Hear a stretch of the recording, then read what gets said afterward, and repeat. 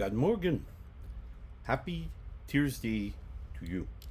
I hope yesterday's presentation gave some idea as to the intrinsic power that you hold over the narrative of your life. It's super important that we each recognize what a value knowing more about our path gives us the freedom up here to make decisions and to live life on our terms, not subscribing to the fates, not subscribing to others' influential energies that may try to change or alter the way you are. Today we're talking about the courage of tear, the courage both internally and externally to be our authentic selves. Before we get started today, I do want to give a shout out to New Reality TV. newrealitytv.com presents a streaming channel that presents a very vast array of perspectives to look at our spiritual path, maybe in a different way, to give us a better view, give us a piece of intellect that we can use to obtain or maintain our mental space. So critical. Nextly, I want to give a huge shout out to all of you who have liked, followed, and subscribed. For those of you who haven't, please like, follow, subscribe, hit the button on any of the platforms, whether it be YouTube, TikTok, or Facebook, or even New Reality. All of these places helps us to get our message out even further to a much wider audience, hopefully providing information to those who may need it. For those who want to hear the audio version, our podcast is available each and every day on any of the platforms that host podcasts. I also want to give a huge shout out to my website, NorseWhispers.com. For those of you who haven't had a chance, feel free to stop by. It gives you much more information about me, my message, the shows, all the things about me, my teachings, and most importantly, an opportunity to visit our coaching page, which could maybe offer you, again, another ear to bend or another mind to kind of help you along your journey. So, wonderful source of information. This morning we're coming, we have the chat line open here on Facebook, available for you to offer questions, comments. I'm always open to different perspectives, as it gives me a much broader range. Finally, for those of you who haven't, and you do have a couple of coins in your pocket, want to drop them in our tip jar, by all means, thank you so much. We can use those funds to help us push the message out even further through a multitude of sources. So thank you, and I look forward to hearing from you in a multitude of ways. Today we're talking about Tyr, and we're talking about the courage of Tyr. Courage was actually displayed and memorialized really in the legend about Tyr being willing to put his hand in the mouth of Fenrir, that Fenrir would be chained, would allow these new chains that were forged by the dwarves and strong enough to hold him in place, that he wouldn't do damage to the world as it evolved, until of course Ragnarok, where the chains will be released and he will go free, at which to do all the damage that is the prophecy that he would do. Tyr was willing, knowing that Fenrir would bite him. Tyr was willing to put his hand in the mouth of Fenrir, that Fenrir would then allow the chains to be placed around him to hold him in place. Fenrir, feeling as if he had already broken all the chains that the dwarves had tried before, was not wholly convinced that he would be restrained, and was just angry and bitter towards certainly the Aesir gods, and so bit his hand. The good news is that the chains did hold, and so Fenrir would be held in place according to the legends, where he would remain until, of course, Ragnarok, where he would be loosed on the world. But I always look at Tuesdays, really, in respects to Tyr, as courage, a necessary courage within our lives to live within our authentic space. Many times in modern day lives, we're always playing a role. We're trying to fit in. Many have this built-in fear of being ostracized, of being left alone, of being pushed away, cast out, and many cause that fear to override their need for their authentic self. We've spoken before about the mind's ability when we're living, when our mentality and what we're feeling is outside that authentic space. We're kind of out there playing a role to match some community, some society. How it's building up this silt in our mind, in our bandwidth, that when a trauma happens in our lives, it's going to push the trauma up away from the silted area into our cognitive space, and we're not going to have as easier time thinking our way through this psychological trauma, because we're going to use up that cognitive space for the trauma itself. This really kind of living outside and creating this silt within our mind, this is really where we find ourselves kind of doing ourselves a disservice for a couple of reasons. The first reason we'll look at is this extrinsic approval, a necessity, perceived external approval necessary. We again have we're social creatures. Humans are social creatures by nature, and so for us to even consider being all by ourselves, being alone, being left and cast out and ostracized, is a very fearful thing. It's tangible in the amount of fear that it can create. Even you'd be amazed at the lengths that the human mind will go to just to remain, um, grouped. Um, Whether it be a football support group, team kind of group of people just associating with a football team, an American football team, or whether it be some type of social organization, whether it be just friendships, just general friendships, and of course, family. All of these things are all part of our innate need for inclusion. And so we struggle with that, and many will go to the ends of the earth to do that, to be included. And so when we start surrendering our authentic space, being authentic, to meet some criteria set out by a community, set out by a society, we've now exceeded the value of that inclusion. All right. So if we have to be outside of our authentic space to fit into whatever it is, we have now exceeded um, the value. Okay. So if you ever have to pretend to be a certain way to fit into a group, you have exceeded the value of that group.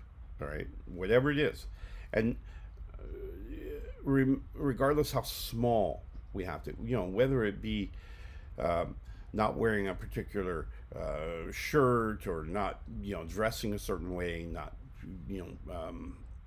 grooming a certain way, whatever it is, okay, even the little things will begin to stack up in our mind, thereby taking away our ability to process trauma, psychological trauma that comes in through our sensory input, that may come in through our imagination. It can come in through a multitude of sources.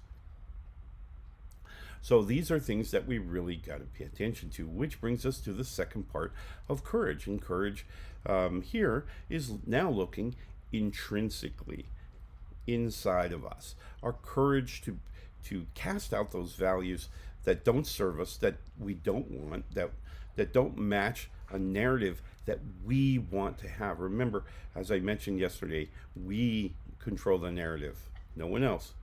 We are solely the master of this ship. Whether our condition or our circumstances, whether we find ourselves in, no one can control this but you. Right? So that's super important to understand. And the way we do that is know thyself. Everyone says that quite frequently.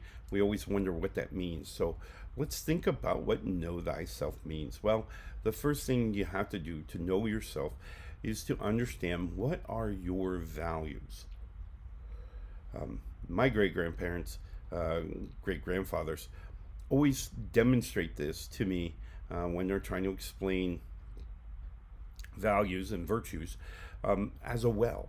And at the bottom of the well is these beautiful rocks, this beautiful mosaic of rocks that display our values. And when our energy, as in we've taken in physical sensory input, our physical sensory input is then coagulated and it's put through this well. The well kind of has two resistance factors, I guess we'll call them. Two resistance factors that help shape this energy that comes in through our physical sensory input. The first resistant piece is that of the water itself. As we pass through the water, if our water is murky and dark and hard to see through, it makes it very difficult for light to pass all the way through it to the rocks at the bottom, right? So it's now hard to see what our values are, right? And this takes mindfulness, us sitting down, and seriously contemplating what our values are, asking ourselves some very tough questions. What are our values? What do we hold, tight. Honor, love, courage. What are these things that make us who we are? Because remember now, all of the sensory input, as it passes through our brain into processing, is going to go through this well that will further shape the energy. But when we receive the energy from the bottom of the well, that energy represents us, who we are, at our most basic core. What are our core values? Now it shaped this energy that then passes on to the next stage. It's a very important factor because many times what a lot of modern people have chosen to do is, as this energy comes into the well, instead of waiting for it, again, not as much time as it is a deeper reflection, we're willing to just take the surface reflection. So the energy comes down, hits the surface of the well, and out it goes, right? Instead of allowing that energy to go all the way through to the rocks down below, and now we have our intrinsic value. Now, here's the rub. The difference between the value that comes out the bottom of the well, i.e. that which has passed through the rocks of who we are, and the value of that shortcut taken off the surface, the delta between those two pieces are then create a stress in the brain, a stress in the bandwidth that we have to process with. Okay, this is super important. And this is done using your very own biochemistry within the body, right? So we're releasing hormones, and those hormones are either going to expand our tube, our bandwidth tube for processing, or it's going to constrict it even more. That's our choice. The bioelectricity of this energy that's come in through our physical sensory input is now being dumped into these values. Out of the values comes a chemical signature. That chemical signature goes into our bloodstream, ends up in our brain. Our brain recognizes it, does the comparison. We talked about that before. And establishes this throughput, or this bandwidth, that then tells us how much trauma we can actually process versus how much is going to spill over. Many of us get to spill over, and we wonder, well, what's that look like? Those are the anxiety attacks that many, or panic attacks that some people experience. That's when you've exceeded the tube, and this energy that we're receiving out of our processing is kind of spilling over into the remainder of our brain, which does not know how to handle it, doesn't know what to do with it. So it goes into this kind of physiological shutdown, if you will, and begins to kind of kick things off. This is where you get anxiety attacks, panic attacks. You may actually even see more physiological symptoms such as trembles or tremors or all of these things, and certainly a reservation, right? Because now we've got this delta, we've got this psychological trauma that's kind of overwhelming our brain. It's not unheard of to have blackouts and things like that, right? Where we're blocking out part of the history. Why? Because we're trying to bring that trauma back into size to get into our trauma processing, okay? And so once we're done coming through the process trauma, or the trauma processing, I should say, and we're back into bioelectricity passing to the rest of the process, we get to the me gate. And the me gate, of course, is very much you. And the me gate is mostly about courage. Courage to be authentic, courage to be ourselves, our values applied to this energy. Okay? Before going on into memory.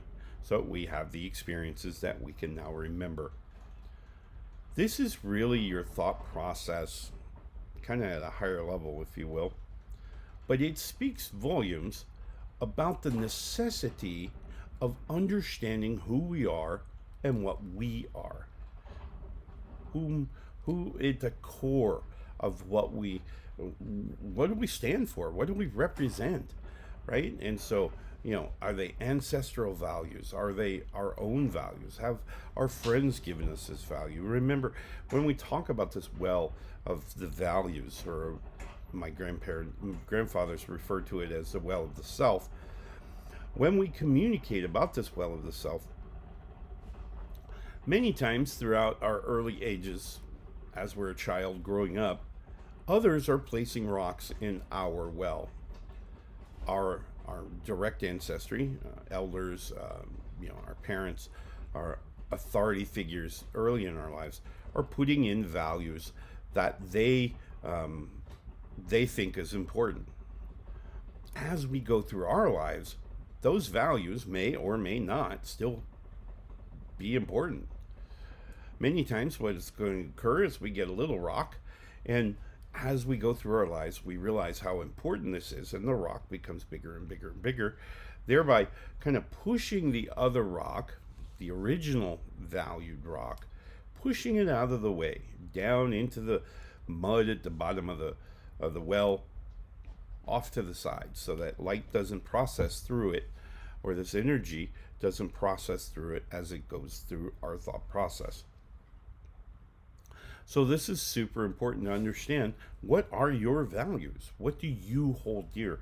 This is really where meditation comes into a really big part. Why? Because when we sit and we focus intrinsically and we think about what are our values, we begin to ask ourselves questions, right? Why do I believe this? Why do I believe that? Right? And we begin to say, well, let's see. I believe that because my value says that, harmony is more important than something else. Individuality, maybe. It's your values, my values are all different. Each of them, remember, we have to think about our values as in who gave them to us, right? Our parents, as an example. Our parents are very well-meaning, particularly in the beginning, and they're very well-meaning. So some of the values that they're going to put in our well are pretty good. Maybe they've had experience with them, and this means something to them. So they're going to put that value in your well. You then experience life as you do, and determine whether that value still holds water. Still, no pun intended. Whether it's still important to you. And if so, yay. If not, well, what do we replace it with? Or can we just get rid of it? Now, the good news is that you're in charge of the well. You can maintain the well. You can take these values out. You can put new values in all the time, right? You can rearrange them. Think of them from the inside out, kind of the inside out, the most powerful value you have, honor, integrity, truthfulness, maybe is at the very center. And then as we move out through these other rocks, we may get to some other values, being friends, being friends with all kinds of people, irrelevant of any other factor other than that they're human and they want to be friends, right? So that's one of these rocks that are going to be placed in our well. Super important that we recognize what our values are. That way we can manage. Now, we could always say, and everyone throughout history has said, that you really can't manage that which you can't see. It's a little harder, right? Well, here's the thing. You can see your well, but you have to think about it. It's not something that you're going to just pick up your head and look over and there it is. That's not how this works. You're going to have to ask yourself some tough questions. What do I feel about this? Why? Those are very powerful questions that we can ask ourselves during meditation. Why do I believe this? You know, where did it come from? And does it have value? Does it still, is it a value that supports my forward trajectory, where I want to be? I want to be a loving person in society who is surrounded by friends. Okay, great objective, great, path. How do we do that? And does if someone comes to us tomorrow and say, "Hey, that person over there, they're a little different. We're not going to associate with them." Does that subscribe to your values? And if not, say, you know what? You do whatever you want. But I, again, in my authentic space, I'm going to be friends with them. Why? Because I don't subscribe to that.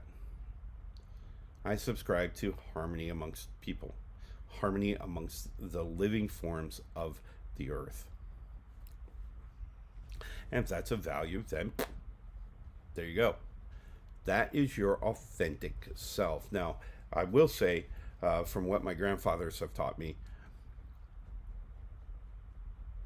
our natural state as humans is to find harmony, peace, joy, comfort. Not particularly in that order, but those 4 aspects of life, right? And so if we can find all 4 of those things, then we're on a win streak here, right? So this is the overall quest and goal of life, right? So if we can find those things without affecting someone else's, it's a win. Now, is my values, my quest for those 4 things, does that supersede someone else's? Yes and no.